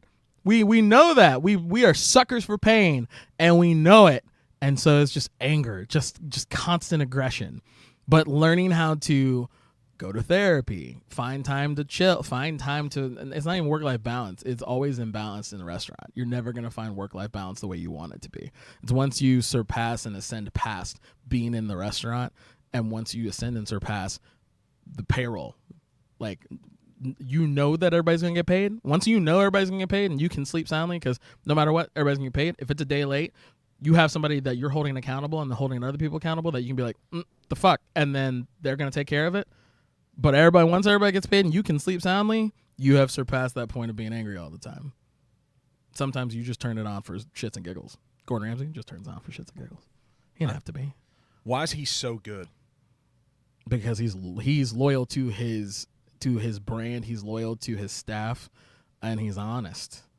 Like, he knows his limitations and continues to break and exceed them when it comes to food and television, and he's just a smart businessman. He didn't put up with any bullshit. Like, he only gets upset when he has to get upset. The Hell's Kitchen thing is just like, that's him when he has to turn it on in his actual restaurants, and he's only turning it on for that second. You do what you're supposed to do. You show up and you do your job, and you don't have to worry about it. There's brilliance happening in there probably at every moment. Yeah. I mean, it's no different than a Simon Cowell on that side of the business. correct. Right? They're also very quiet. They're quiet people. They say the things like when they have to. You don't hear them talking about their successes. They don't need to anymore. They don't have to. There's no complex there. There's not anymore. There's not even something quiet. Now, there might be a quiet desperation of still not good enough. That's what drives a lot of people. Honestly, yeah. Right? Yeah. But they already know. They're so accomplished. Yeah. Yeah. They don't have to listen to anybody. I mean, Bobby is one of those people where, like, everyone's like, "Oh, he looks like an asshole," or he is an asshole, and they're like, is he as much of a dick, like, in person as he is on TV? I'm like, he's not really a dick on TV. The one time he was a dick was when he jumped on the cutting board at Iron Chef and disrespected the shit out of decades of that show and that tradition. But other than that, like, he humbled himself real quick after that. We all get a moment or two, man. Yeah. Like, I guess society kind of lets us, but you know what? We forget. Yeah. Yeah. But Yeah. he's not. He's chill. You know what it is? I think that's what excellence looks like. Yeah. Yeah. But also everyone forgets that he's still hustling. Like, Beat Bobby Flay, that show, he goes to work 5 days a week, fights twice a day at 6:30 in the morning and 1 p.m. in the afternoon, does not know what you're going to make. That is 1,000% real, that he doesn't know what the fuck you're gonna tell him. And because I tried to throw him, and he doesn't know. You tell him there's like 2 minutes when they're just changing cameras around and adjusting the lighting that he goes. He might do a doom scroll real quick for like 20 seconds, and he goes, all right, cool. And then he just goes. and he still wins 80% of the time. Have you been on one of those shows where they spin the wheel and it lands on a thing and you got to cook that? Something similar? Oh, Tournament Champions? Not yet. Okay. If that happened, what's the one thing on the wheel you're like, don't land on it? Blue cheese, because I'm allergic to it. I can cook with it. I've had to cook with it for years, but don't, because I'm always going to use it in a manner to finish a dish or finish a sauce, because that way I can taste and build all those flavors up to that point of adding that stank. But like, don't. A full dish. What's the full dish? Full dish that landed on? Ugh, probably haggis, some shit like that. What's that? I don't know what that is. It's that. Sorry. It's the sheep stomach that's full of like a bunch of different offal, like just a bunch of different awful. Not a lot good. of people think it's awful. Yeah. I mean, I've had it a couple times. It's not my favorite. That's probably the one dish. Like chitlins, I can do. Lamb fries, I can do. All that shit, I can do. But yeah, haggis. That's one dish. Don't give me that. Like, if I absolutely had to. And now they're going to hear this and be like, hey, next show. Prepare. Yeah. You know what's coming. Prepare. Haggis. Here you go, Christian. Also, no, the other thing don't give me is Pringles. Huh? Yeah. That show, Snack version, the first show on Netflix I did? Yeah, because I absolutely botched a Pringle. I have not eaten a Pringle since I did that show. You're still mad about it. I'm fucking mad. Christian, you hang on to things. I do. Yeah, that's a fault. It's a fault. Isn't there something from Frozen, Let It Go? Yeah, I hate that song. Because you can't. Because I can't do it. It's like a sloth that just grips the tree and just doesn't let go. I can't let go of shit. There's things that I've let go of. It took time, and it takes time. That's where you go to therapy, because that way they're just like. How good is therapy? You've said it 3-4 times. It's the best. Because I'm not afraid of it. Yeah. There's so many people, so many dudes especially, that are afraid of it. There's nothing to be afraid of. Like, it doesn't emasculate you to go to therapy and talk to someone. If you're lucky, if you're one of the people like me that just falls into the fact that you get a therapist that's just as fucking nerdy and stupid as you are, and like on goof off level, and can actually process what it is, your perspective and what you're going through because of things they've gone through or just the way that they function that's similar to you, it's great, because they're the voice of opposition and the voice of dissent and the voice of reason. Normally it's with dissent, because you want to do something stupid and they're like, so think about it this way. But it's great. Every Tuesday is Trauma Tuesday for Christian Gill. Does it feel safe going in there? Yeah. Yeah, see, that's what's special about it too. Yeah. Yeah, no judgment. None. Yeah. Sometimes. Okay. But the times that there's judgment is the times that I've done something really dumb. Okay. And then that judgment gets like, they'll reel it in and they're like, I shouldn't have, but you did a stupid thing. And I'm like, oh fuck. Like the fact that I've come out of, like he had to come out of neutrality and just pick a side. Yeah. Came out of Switzerland, Which is rare for a went therapist. to Ghana, and I was just like, oh, I did some dumb stuff. But is it easy to own it in there though? Yeah. Yeah, that's what's so special about it, I think. Yeah. Like you absolutely, it's easy to own it and Figure it the fuck out. Yeah. Because that's the only way you're going to get better. No matter how many stupid things you do in the real world, like you go into therapy and you're just like, I did this. And they're like, okay, that was real dumb. Or they're like, okay, that's an interesting decision you made. And I figured out that interesting decision was real dumb. And it's like, all right, so how do you feel now? What did you not do to process and do that? Like why are you reactionary like this when we have these tools? And it's just like, and then you become more introspective on yourself and you start to work through things before you do dumb things, before you say dumb things. And then that makes you quieter. Doesn't it? Yeah. I don't know why I bring it up casually, because it's just part of my weekly routine. Like everyone's got like go to the gym, do this. Great. Get up, struggle to go to the gym because it's early as fuck and I just got off a 3-day jet lag from West Coast. Go to the gym, go to therapy, cry it out if I have to, or giggle it out. One of the two things. The medical assistants are always like, you guys are cutting up and they're having a great time. I'm like, yeah, it means I don't want to kill myself. It's great. I like that. Mm-hmm. I'd rather have that than the other way around. Yeah, right? Yeah. What do you make about us? I don't know how often you go deep and you think really introspective, but what do you make of those moments when, as a human, we're aware of, like, we're just on this rock that's like twirling and floating through space that we don't even know what it is? Yeah. Like, why do we think we can figure the F anything out when that's the reality? Because we're wired to just make mistakes. Like, we're wired to make mistakes and be curious. You think it's it? Yeah. That's why. Like, yeah, and I only think about how small we are and how insignificant in the grand scheme of the universe, like I only think about that in specific moments, either when something wild happens or when something presents itself to where it makes me feel small. So like thalassophobia, 1000% have that, because I've been out in the ocean and underwater and just look down at nothing and go, Cthulhu's gonna come up and eat my ass right now. Like the back of a cruise ship, looking down at like 2:00 in the morning at pitch black. If I fall over, nobody's gonna know. And like I'm falling into the depths of the infinite depths of things that we've not even explored and can't fathom. And it's fathom. And it's, you know, it's being up in the air at past a mile high, like being able to see the sun rise over like the surface of the curvature. Because I don't believe. I was gonna say it's not flat. I don't think so. It doesn't look like it to me. It doesn't look flat to me. It doesn't look. I just lost 200 followers on Instagram, but it doesn't look flat to me. That's all. Like, even when I don't know, when I said, okay, well, before I take an opinion on something, let me just put these two eyes on it. Yeah. And if I can be Switzerland, Yeah. like, let me just see what it feels like, what it looks like. Yeah. Here. It doesn't look flat. Yeah. Can't comprehend that it's flat. No. And maybe I'm just stubborn, or maybe it's logic. I don't know. Maybe they're right and maybe I'm wrong. I don't think it looks flat.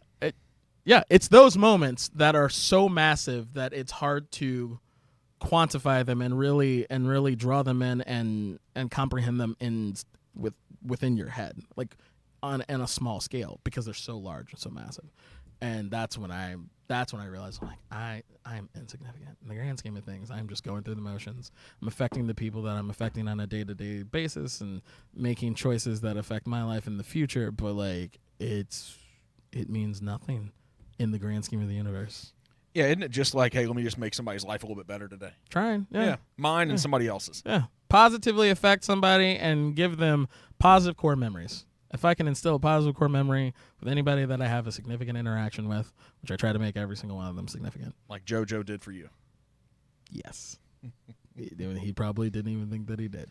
But he will now, because they'll cut this up. The brilliant real guy back here, and he'll put a picture of Joe up, and he'll try to tag him. Don't know if it'll go through, but some people are going to know. Yeah, somebody's going to know. They're going to know. That's fine. We talk about it on the radio, 96 and on Kiss, like, about cooking for them and doing cool stuff, and it's just like, it's not every day, it's not every week anymore, just because I'm doing all these other things too, but it's still significant to me. And I hope it's significant to them. Like, it's a moment for them to detach. They don't have to think about tape. They don't have to think about any of that. That they can just eat something good, eat a good meal, detach for a second before they go back in. And that's honestly with food, and my passion for food and for spices is being able to just get you to turn off, have a good meal, hopefully a good core memory, like a good time, and not think about all the shit that's going wrong in your life. It takes intentionality to do that, because I looked down last night in a moment. You take people to a dinner and in a private room that they normally on a day-to-day life they don't get to do. Yeah. And I went there and I looked over and I had this damn thing sitting right by my plate. And I intentionally was like, you know what? Doesn't happen much. Yeah.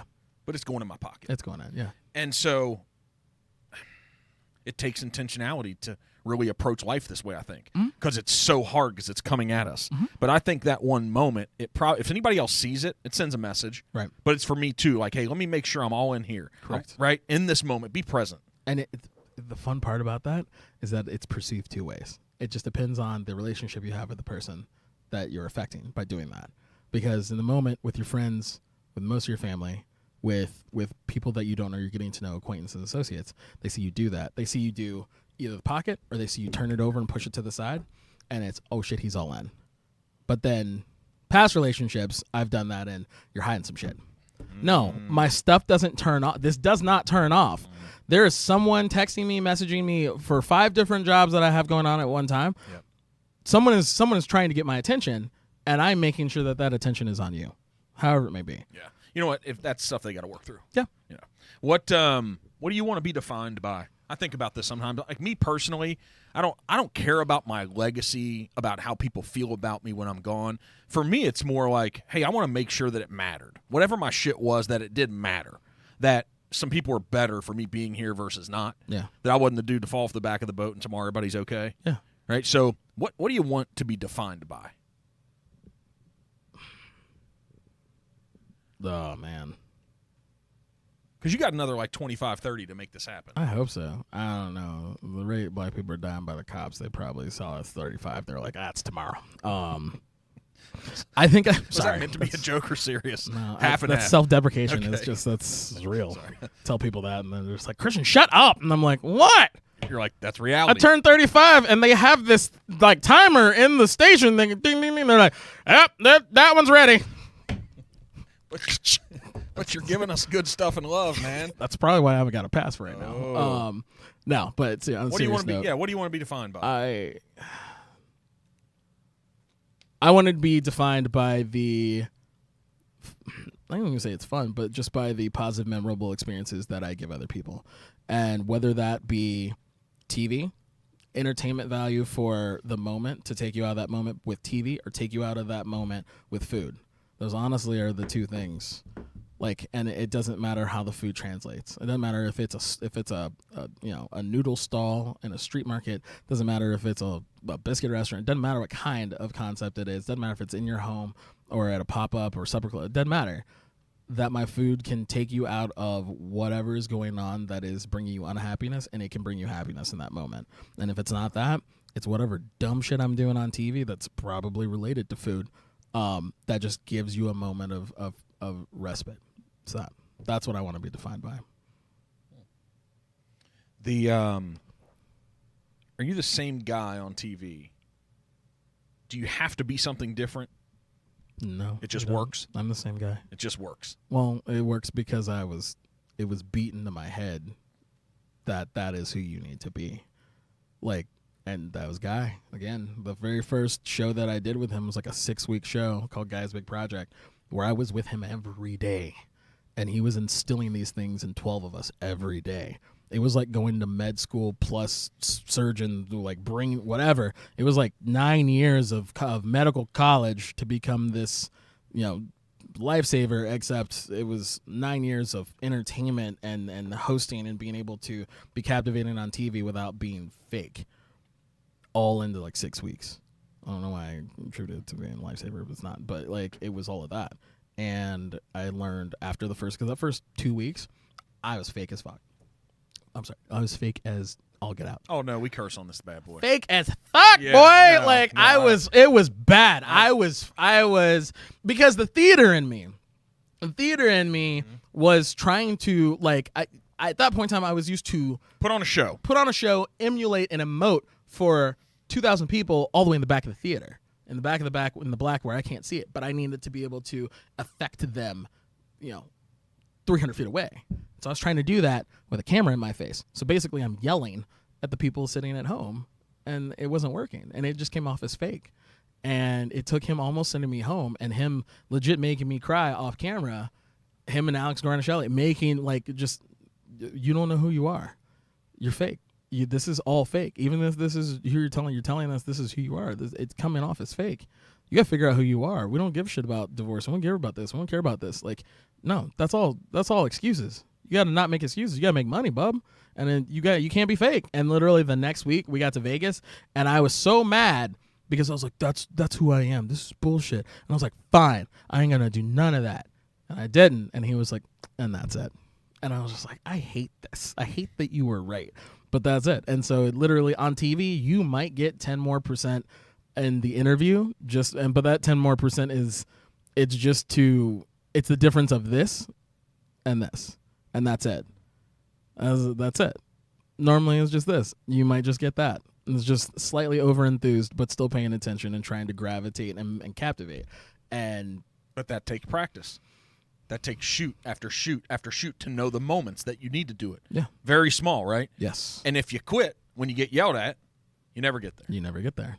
Huh. And I would say that's probably that, and then just understanding the production side from just continuing to work in production, being nice to the production team. Those are the things that bring me back, and that they'll call me and be like, hey, you want to come back for this? You want to come back for this? Because I'll go on shoots, and the first people that'll say hi to me will be production crew, will be camera operators and sound guys and culinary staff. Like, they're the ones that are like, oh, get dabbed up, and they're just like, what's up, Christian, blah, blah, blah.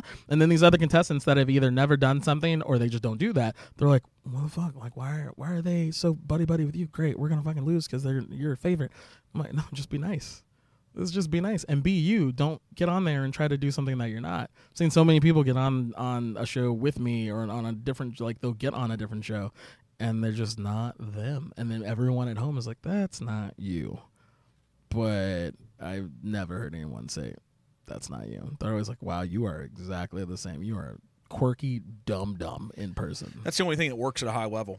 Yeah. That I found in life. If you want to do big things, you better be the person no matter where you show up and what environment. Yes. You better be that person. You have to be. Have to be, man. Because it's too much energy that you could be putting in something else to be more successful. Yep. And if you're not enough, then you better develop the skills to be enough. That's it. Then you better figure it the F out. Oh, I still think I'm not enough. So well, but that's just this constant refinement and improvement. Yeah. As long as you don't ruin your self-esteem individually. See, that's the trick. Is right? Yeah. So being able to walk away from a set and a shoot and everybody else is saying, great job, all the accolades like this, and you just know. You're like, I could have been better. Yeah.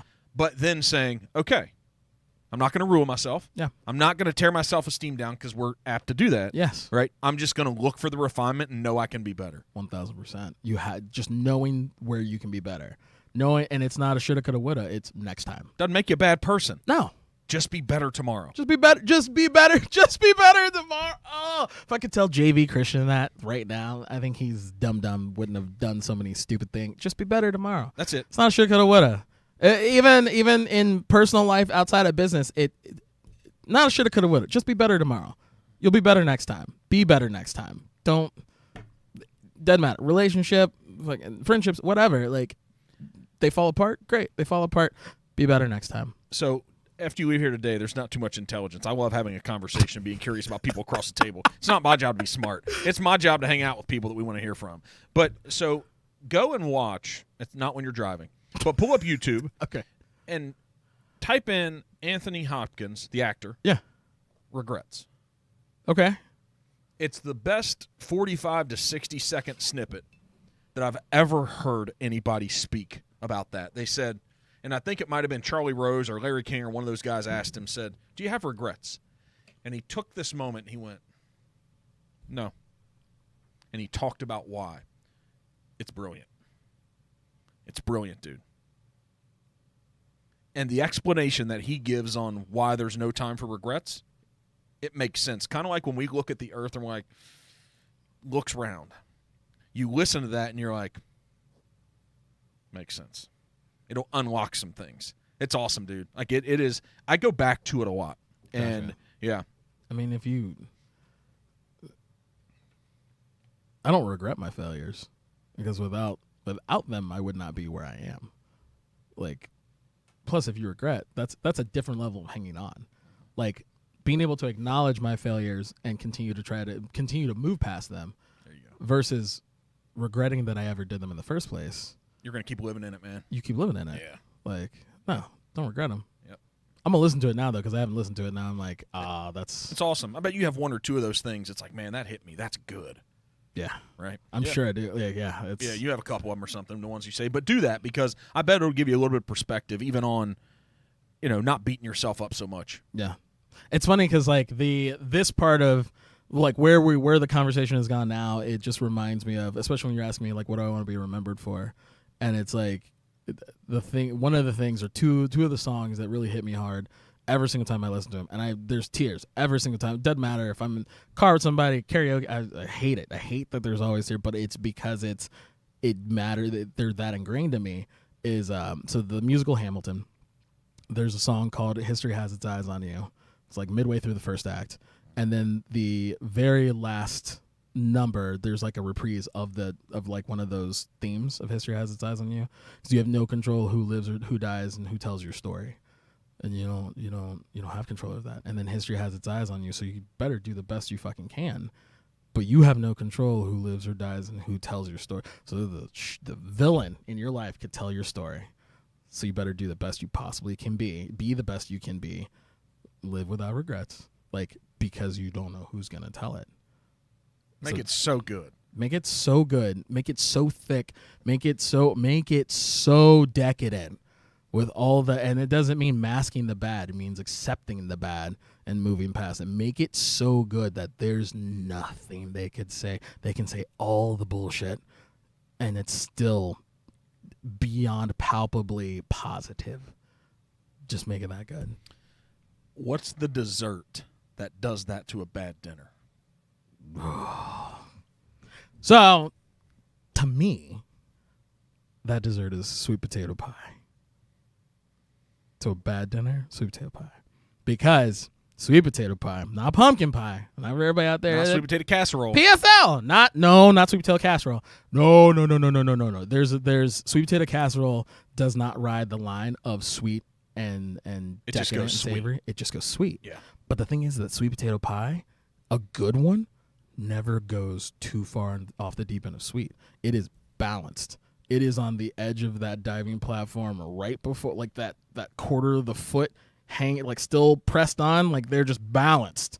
That is a good sweet potato pie at the end of a shitty meal, and you just savor that. And the thing is that you're savoring it, like the fact that it hits your tongue and it's savory. It's a little salty. There's a little bit of umami there. You're not sure where it's coming from, especially if you have like a lard and butter flaky crust underneath, or if you have like I like to do like a pretzel graham cracker crumb crust. So there's that extra salt in there, a little bit of MSG, but then it dives into sweet and unctuous and then rich through the middle without needing too much butter, without needing too much anything, because the sweet potato, when you cook it like that, that transformation from salty to savory, rich, decadent to finishing sweet, but it's a faint sweetness. If you have the right balance of sugar, it's faint and it's still memorable, and it's just like that is slice of Southern heaven for me. So since you've just ruined my lunch, Sorry. right? No, and I want now a piece of sweet potato pie. Where in Cincinnati do we go and get the one that Christian would go get? You're probably gonna go to Soul Secrets on Vine and 14th. Okay.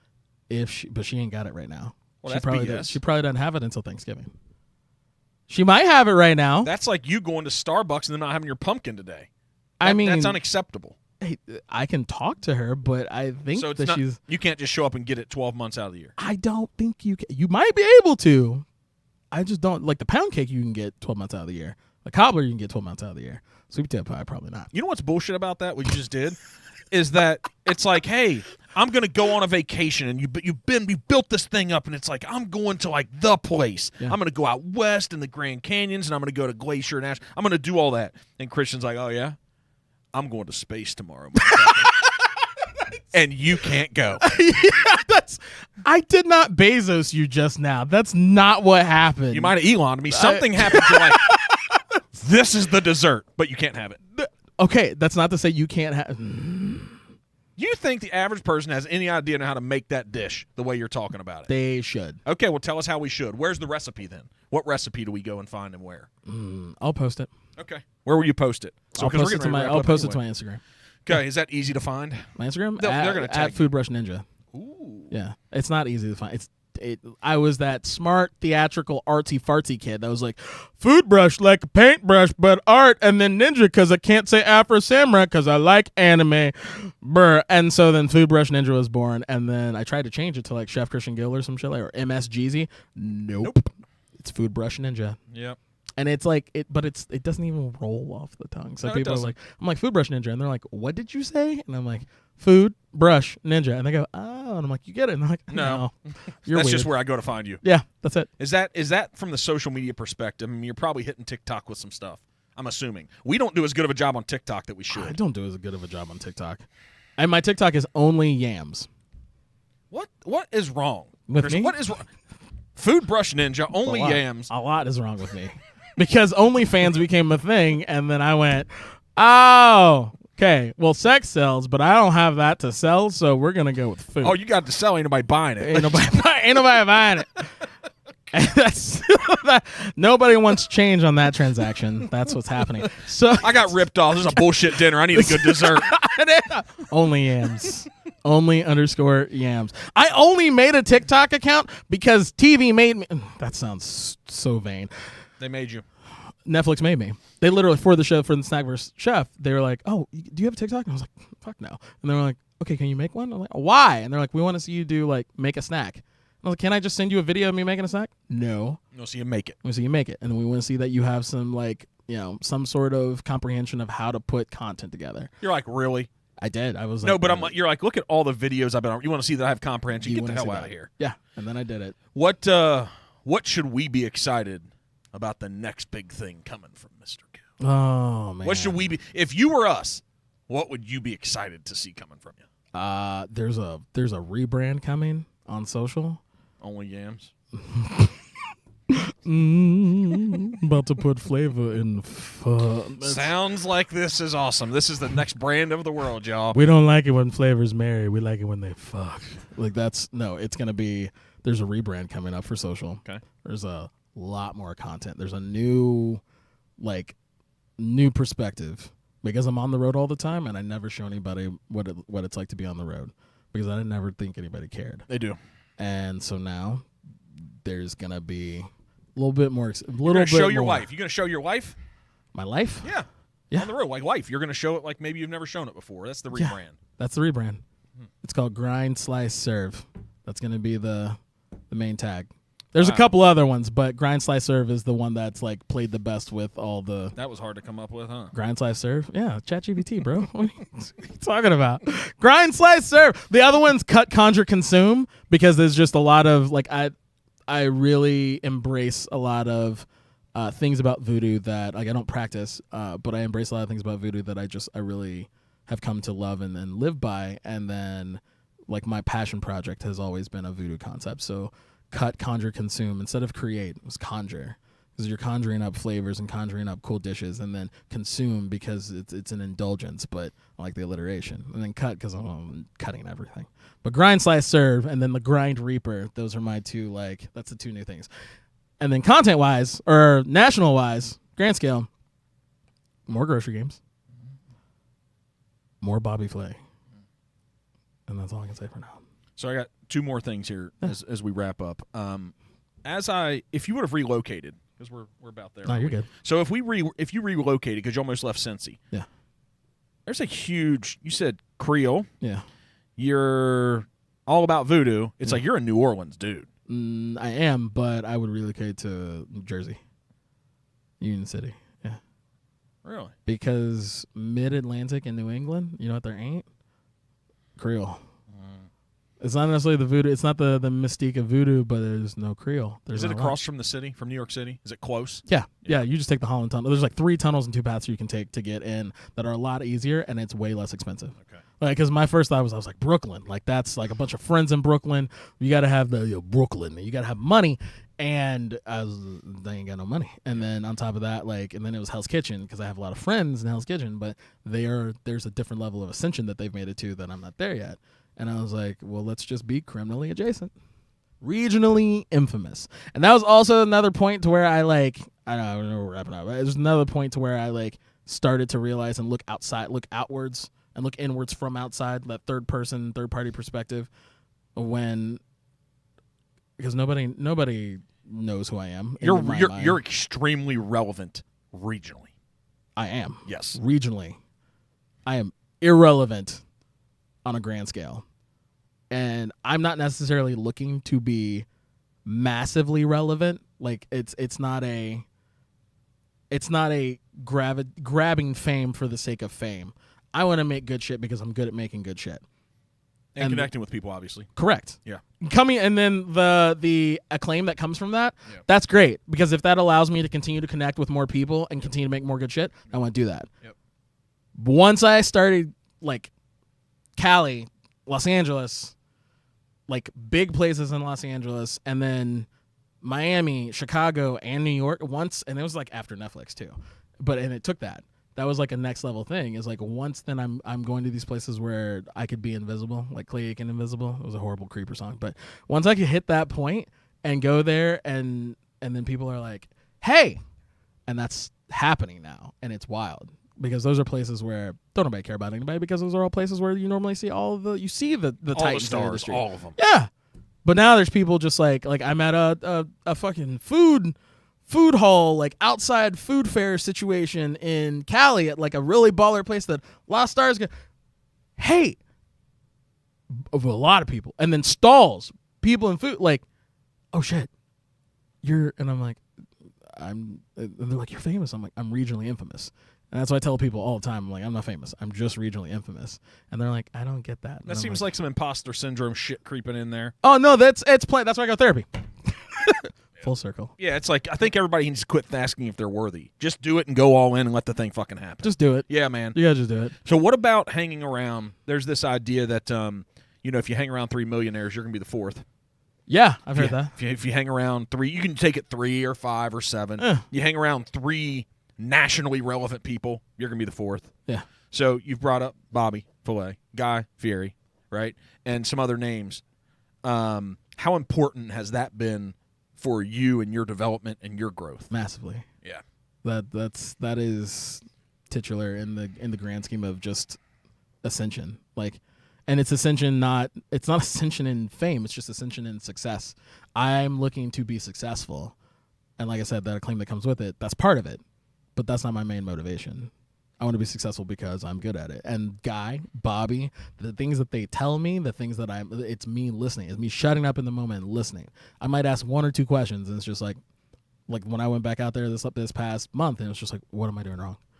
It's not that you're doing wrong. It's that it's just past you. You've not caught up, and you're not keeping up and keeping pace with what's going on. Stop worrying about all of these teams, like all these appearances and being on the show. These are all great. These are great for exposure and great for relevance. Put everything in your social media. That is where it's at. You have to be aggressive there. He's like, you don't have to be campy. You don't have to be kitsch. You can just be you. You got to let yourself be exposed. That's the only way. And that was the most uncomfortable thing for the introverted Christian. Yeah. Right? I hated it. Yeah. You're like, I don't want to have to be this. No. I don't want to be it. It's not comfortable. I really don't want to. I don't. You have to be. You have to be. Yeah. You want to get to that next point. Have to be. You got to let people see you. Yeah. And then they're going to decide if they like you or not. Yep. Right? And I think you've kind of qualified through the thing if they like you. I think. Yeah, it has. Yeah. Yeah. I can tell sitting here. So thanks I know you're busy as hell, man. You're good, my guy. Thanks for spending the time, getting to know you a little deeper than the average person gets to probably. Oh, yeah. Hearing something about who you are and what your passion and stuff is. And if you roll in here with that hair and that jacket, and we're talking about Yeezy slip-ons, and we're sitting here talking about like CeeLo and all this shit, this shit's fun, man. Thank you for tolerating and being patient with me and putting up with the fact that it took me 4 or 5 months to figure it out, but figured it out. Yeah. We figured it out. Good for you, man. I think it's awesome. It's keep being you. I think if you keep taking this guy to these next levels, I think it's enough. I've been around a lot of people. There's a lot of people way more successful than me than I've been able to be in the space that you're talking about, Guy and Bobby and those people. I'm around some people that have big success, but they're not known. And those people leave footprints, right? And they leave an example that we can model. Yeah. And I'm like, yep, this guy's enough. But then you do have to go all in and do all the stuff on social that you're on. You get that. You know it. You've been around branding people I haven't been exposed to, but It's frustrating from being an introvert, but it's what you have to do. Yeah. There are things that are just always going to be necessary to be successful. Kudos, dude. I think it's going to be exciting to see. We got to quit judging and evaluating our life based on 2 months and 3 months. I'm excited. The Christian Gill at 40. That's the person I want to look at and see. Okay, what did he do from 35 to 40? Yeah. I don't care who gives a shit in 1 year. It takes what did he do? Yeah. That's the thing. That's the moment. I'm starting to get excited for that. That's that Game of Thrones season 1 through 3, baby. Good stuff. We didn't make any Sopranos references or anything. We just stuck. I mean, I was gonna go with that's the hook at the end of Sopranos. That's what it is. That's the hook at the end of this last season of Succession. Woo! Man, what a show. Right? Gosh, what a show. And I don't watch a ton, but I watched that show. That show is it's crazy. Crazy. It's so gruesome. But it might be kind of real. Oh, I think it is. It feels like there's some families like that. I know that there's some families like that. They sold me on it. There are 1,000. The Hamptons next year. I don't think the family that I'm gonna go and cook for is. You're gonna like preface that so they don't hate you, yeah. I don't think they are. I think they're delightful, but they might have some cousins and relatives that are savage like that. Enjoy the Hamptons. Thank you, brother. Enjoy your vacation, dude. Well deserved. Thank you. Right? You know it's Belize man. Oh, That's what they say to you. it's Belize, man. There you go. Yeah, Oh my you God. better believe it. There it is, right? Yeah, Is there anything special for Belize that you're gonna go do, or is it just getting away? I mean, I'm gonna go to like Shark Alley, and I'm gonna at least gaze at the big blue hole, but I'm not swimming over it. Yeah, I'm gonna look at it and be like, oh, it's right there. The big special thing I'm gonna do is I'm gonna get absolutely lit, crossfaded on the beach with my friends, and just have a good time and not worry about a single fucking thing. The rest of this will be here when I get back, and if it's not here, it's not meant to be. Good for you. All right, man. Go crush TV in the world and your rebranding and only yams and and food brush. yeah. They just work. I don't know, man. All right, appreciate you, man. Thanks, brother. Okay.